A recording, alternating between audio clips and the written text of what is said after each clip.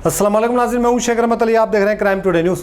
नाज़रीन, Telangana Urdu journalist federation के एक प्रोग्राम में director general of police Telangana के अंजनी कुमार पहुंचे थे और उन्होंने जो बातें की और जिस तरह से वो जर्नलिस्ट के ताल्लुक से और जो आने वाले हालात और जो मौजूदा हालात पे बात की, ये हमको समझने की ज़रूरत है। एक संजीदा IPS ऑफिसर हम कह सकते हैं अंजनी कुमार को, कि जिस तरह से उन्होंने सारी बातों का खुलासा किया और एक एक बात उन्होंने जो जर्नलिस्ट के ताल्लुक से कही, ये आपको हमको समझने की ज़रूरत है।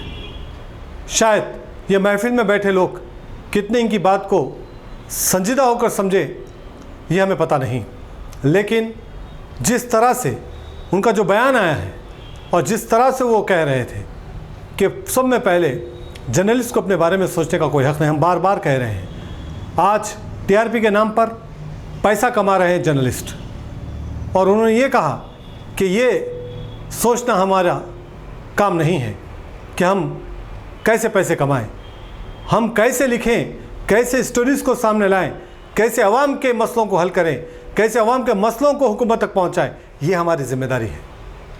उन्होंने मज़ीद कहा कि जिस तरह से आज जो अखबारात है वो अखबारात दूसरे दिन आती है न्यूज़, तो वो देखने के लिए लोग अब इंतज़ार नहीं कर रहे हैं। अवाम के पास उतना वक्त नहीं है, तो वो काम कर रहा है वेब चैनल के ज़रिए जो अवाम तक मैसेज पहुंच रहा है वो लोग देख रहे हैं। तो एडवांस टेक्नोलॉजी आने वाले वक्त में जैसा जैसा वक्त बदल रहा है, उन्होंने कई ऐसे एग्जाम्पल दिए।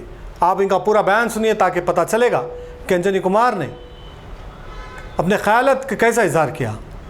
आज जिस तरह से नौजवान जो रिपोर्टर से जो YouTube फेसबुक पर न्यूज़ चला रहे हैं, वो अपनी जिम्मेदारियों को समझें। आपकी हमारी ये जिम्मेदारी है कि हम अच्छी तरह से काम करें ताकि जो अवाम जो परेशान हैं उनके मसलों को उजागर करें। आज तकरीबन लोग किसी ना किसी पॉलिटिशियन से जुड़े हुए हैं, उनके ख़िलाफ़ कोई न्यूज़ नहीं बता सकते। कोई ना कोई लैंड ग्राबर्स, कोई ना कोई किसी के हाथ रसूखात रखने वाले लोगों के हाथ हम बिके हुए हैं। यही वजह है कि हम हक़ाइक़ नहीं बता रहे हैं, अवाम के मसलों को उजागर नहीं कर रहे हैं। ये पहली आपकी हमारी ज़िम्मेदारी है। पैसा कमाना हमारा मतलब, हमारा मकसद नहीं रहना चाहिए। हमारा मकसद और मतलब यही है, हमारे पेशे का मतलब मकसद यही है कि हमें अवाम के मसलों को उजागर करना, जो गलत दिखा उसको सामने लाना, क्योंकि इसीलिए मीडिया को चौथा सुतून बनाया गया हमारे इस मुल्क में। ये बात का भी जिक्र अंजनी कुमार ने किया। बहरहाल हम उम्मीद करते हैं कि कहने सुनने से ज़्यादा अमल हम करें ताकि हमारा जो पेशा है वो बचा रहे। बातें तो बड़ी बड़ी होगी, लेकिन अमली तौर पर कितना काम होगा वो भी देखना बाकी है। तक़ीउर रहमान की ये रिपोर्ट देखिए। सबसे पहले आप सबकी खिदमत में आदाब। आज के जलसे में डायस पर बैठे सभी बुज़ुर्ग और सभी इनवाइटीज़, शबीर अली साहब से हमारा बहुत पुराना ताल्लुक़ है। जब मैं DIG निज़ामाबाद 2005, 6, 7, 3 साल था वहाँ। दोस्तों, उर्दू जर्नलिज़म की जब बात होती है तो इसमें दो चीज़ है, एक उर्दू और दूसरा जर्नलिज़म। उर्दू के बारे में तो शायद जितनी भी बात की जाए वो कम है। उर्दू ज़बान में जो मोहब्बत है और जो ताकत है वो शायद बहुत कम ज़ुबान में है। और आज हम जहाँ खड़े हैं तो जो तेलंगाना का सूबा बना बहमनी सुल्तान के बाद, जब कुली कुतुब शाह ने एक नया सल्तनत बनाया कुतुब शाही, उस समय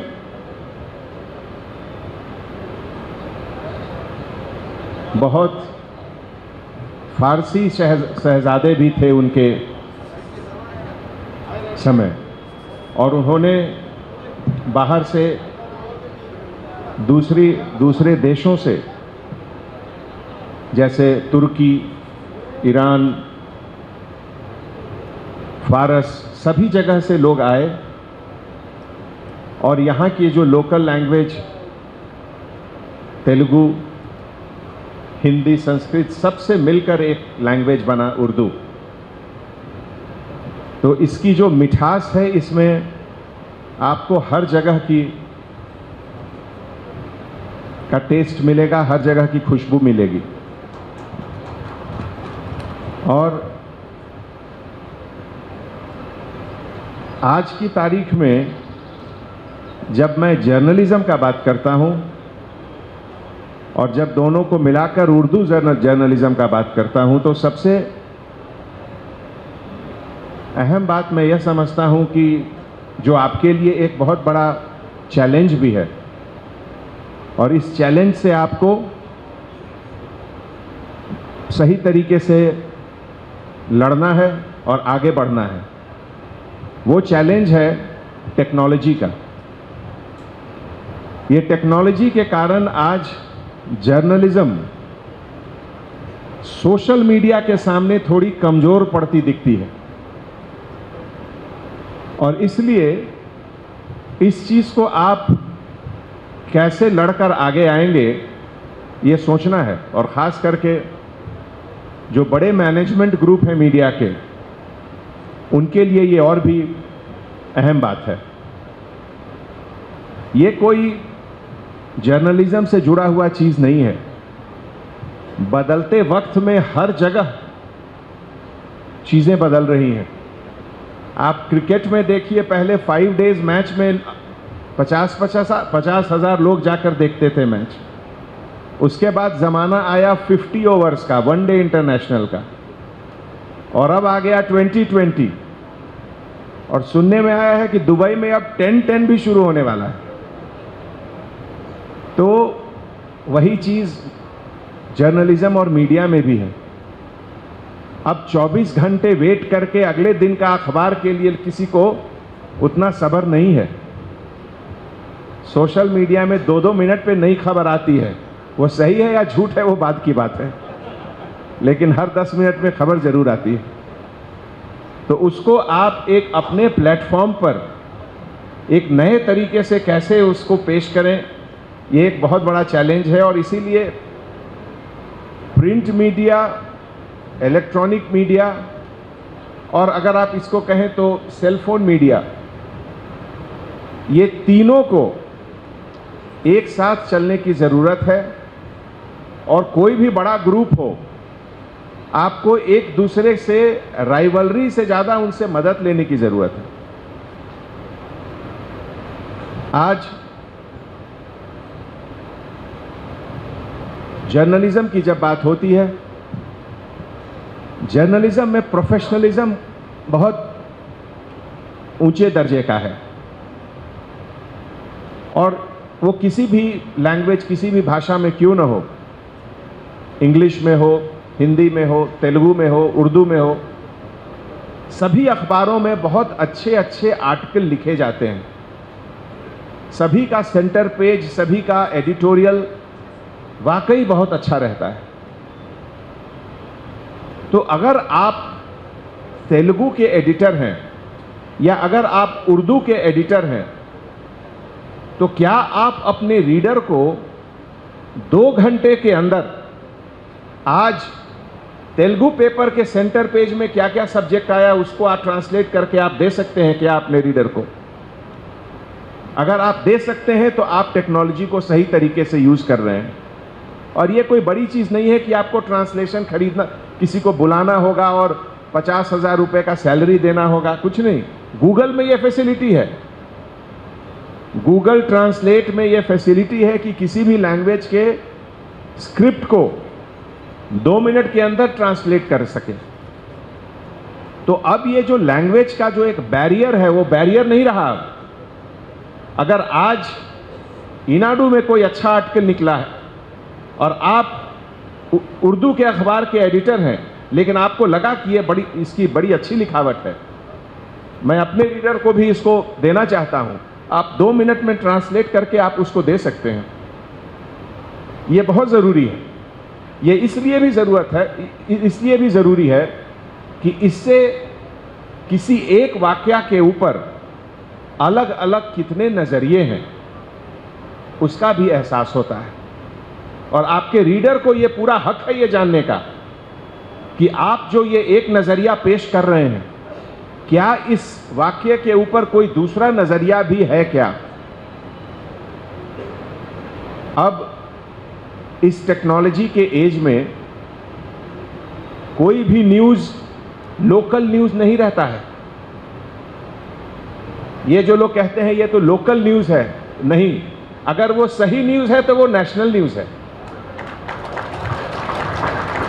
और यहां हैदराबाद में अगर कुछ अच्छी चीज़ हो रही है तो दिल्ली में भी लोग जानने की कोशिश करेंगे और जानना चाहेंगे।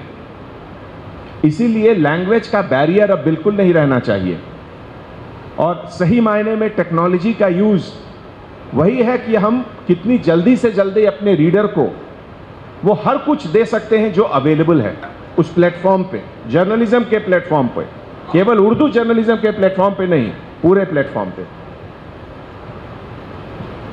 दूसरी बात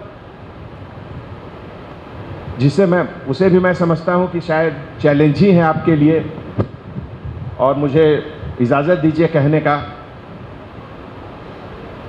कि हर फील्ड में अब जितनी पैसों की ताकत बढ़ती जा रही है, चाहे वो कोई फील्ड हो, तो जो पैसों की ताकत बढ़ती जा रही है तो उससे ऊपर उठकर कहां तक काम किया जा सकता है, यह भी एक बहुत बड़ी चैलेंज है।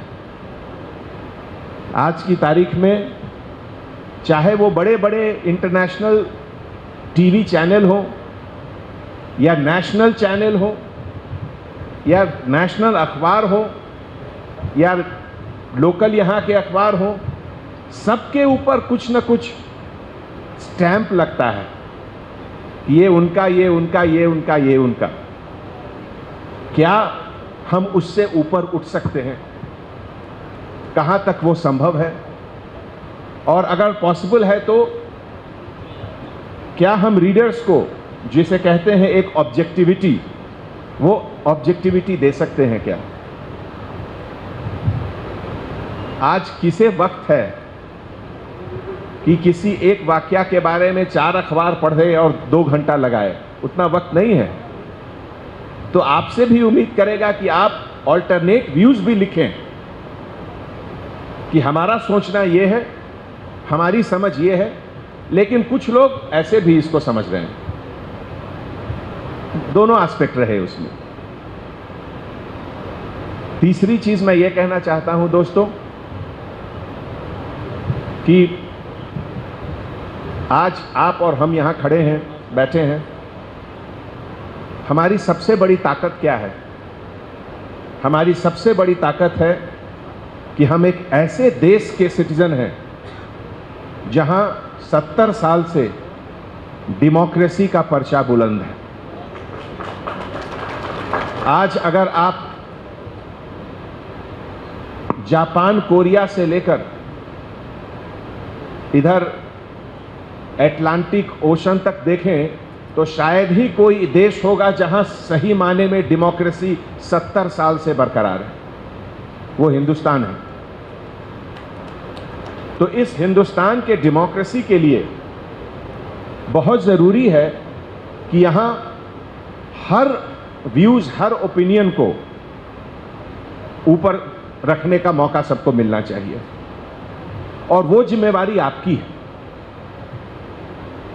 चाहे वो कोई फिलॉसफी हो, चाहे वो कोई रिलीजन के बारे में बात हो, चाहे वो किसी पॉलिटिकल डेवलपमेंट के बारे में बात हो, ये सब चीज़ को पब्लिक के सामने सही मायने में रखना आपका काम है। लेकिन सबके सामने रखने में इस बात का ज़रूर जहन में रहे हमेशा कि सही तरीके से हो, जिसको कहते हैं इन गुड टेस्ट, जिसमें लोगों को बुरा लगे लेकिन अंदर से तकलीफ ना हो।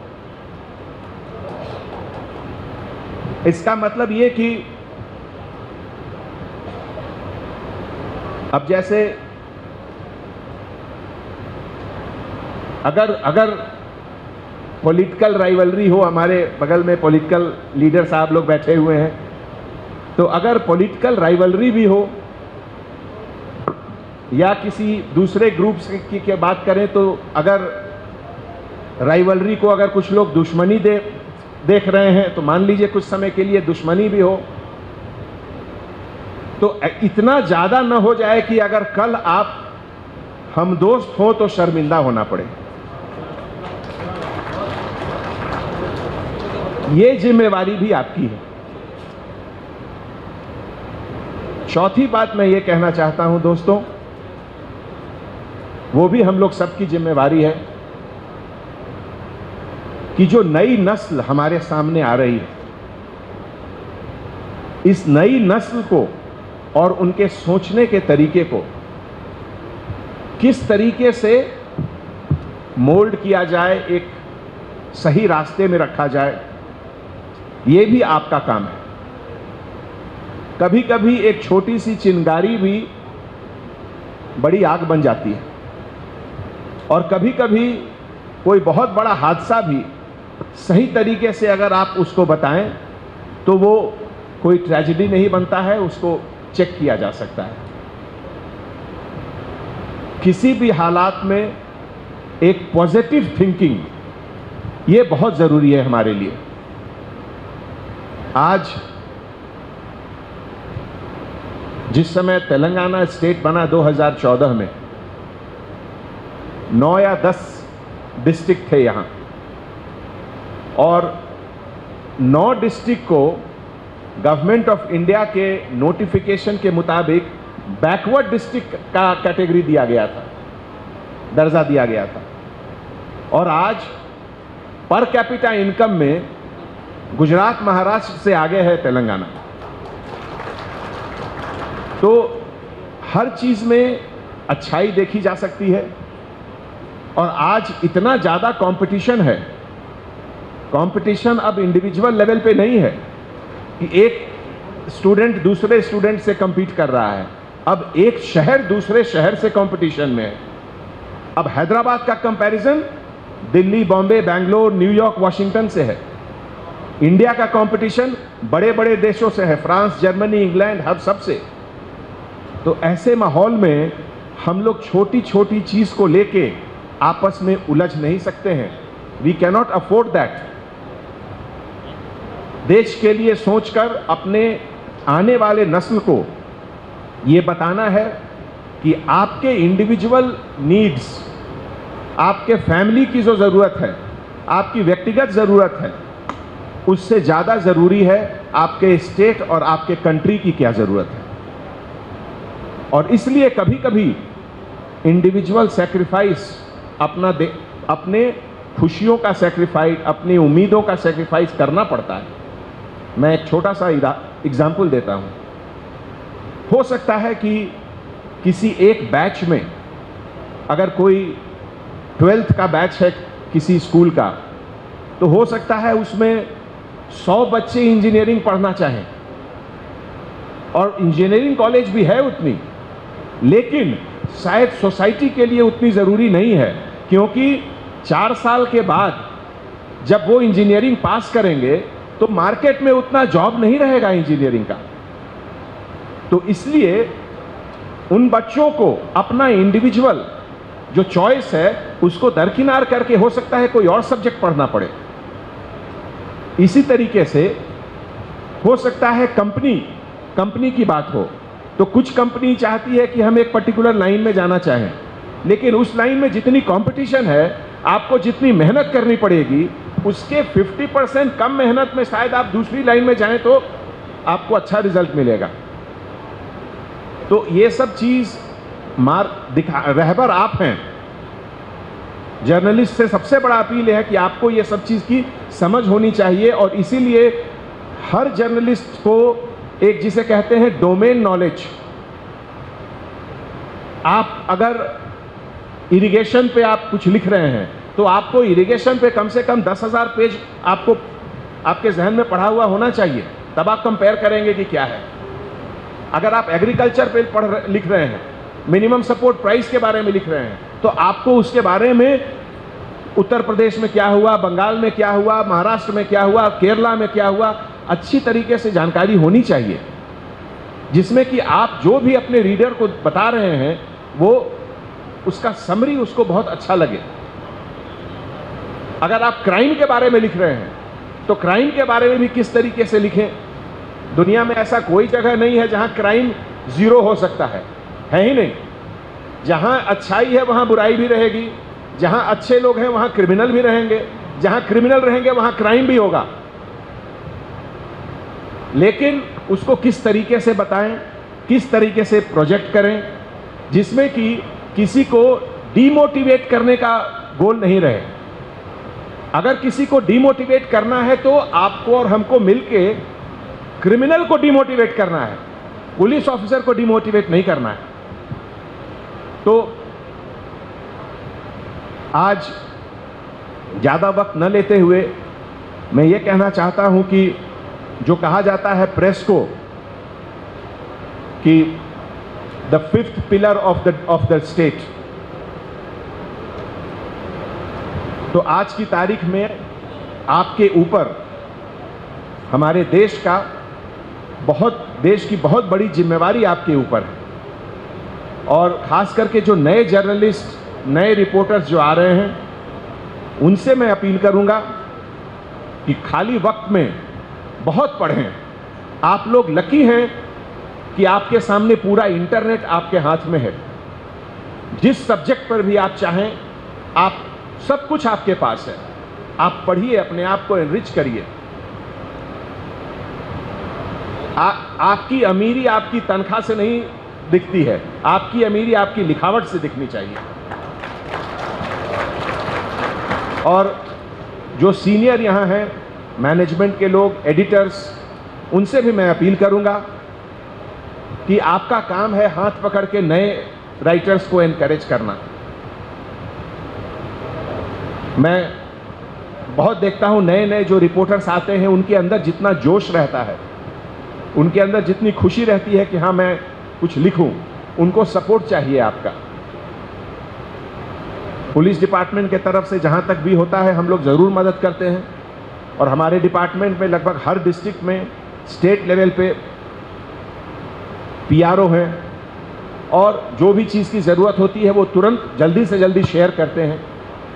एक और चीज़ मैं ख़त्म करने के पहले कहना चाहता हूं कि पुलिस डिपार्टमेंट में बहुत बार प्रेशर होता है कि सर आप ये बताइए, वो बताइए, लेकिन कुछ एक वक्त इन्वेस्टिगेशन जब शुरू में चल रहा है तो इन्वेस्टिगेशन की बारीकियत को बताना ठीक नहीं होता है। वो उसके दो कारण हैं।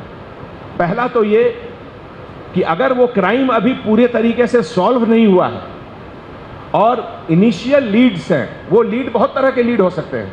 अगर 10 लीड है तो एक लीड सही होगा, 9 लीड उसके गलत होंगे।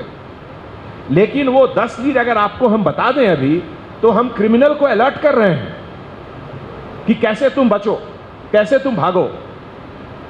तो पहले जितना कम समय में, जितने कम रिसोर्स में हम लोग उसको पकड़ सकते थे, वो ज़्यादा लगेगा। और आज की तारीख में सबसे बड़ी चीज़ है रिसोर्स का ऑप्टिमम यूटिलाइजेशन।